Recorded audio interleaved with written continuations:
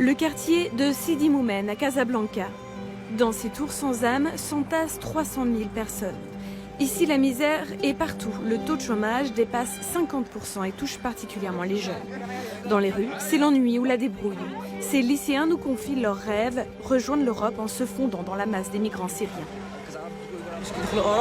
C'est pratique d'être syrien pour pouvoir entrer en Europe. La guerre facilite l'accès à l'Europe? Il suffit de rejoindre les réfugiés syriens en Turquie. Oui, c'est ça. Et une fois arrivé là-bas, tu déchires ton passeport, tu en achètes un syrien et tu voyages avec eux jusqu'en Europe.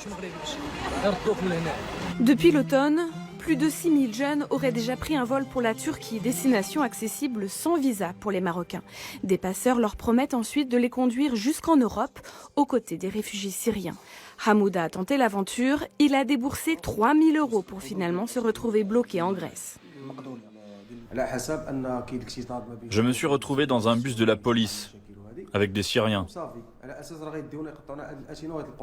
Là, on est arrivé à Athènes, et puis les Grecs nous ont emmenés dans le centre de rétention de Corinthe.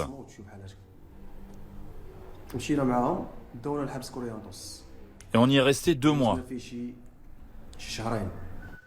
Sans passeport, Hamouda a finalement réussi à sortir de prison en avouant aux autorités qu'il était marocain. Son pays a alors organisé son rapatriement vers Casablanca. Mais il compte bien repartir en prenant avec lui son meilleur ami Ibrahim, un chômeur comme lui.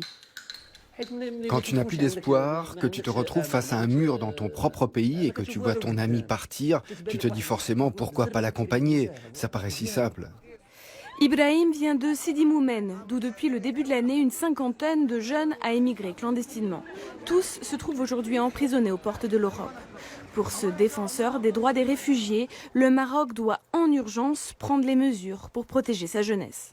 Aujourd'hui, il n'y a pas de véritable politique publique pour permettre aux jeunes de s'épanouir, de pouvoir se construire, de pouvoir occuper même l'espace public. Et donc, tant qu'on n'apporte pas ces réponses-là, on aura toujours les mêmes effets. Partir ou rester? Ibrahim hésite encore car le voyage se complique chaque jour.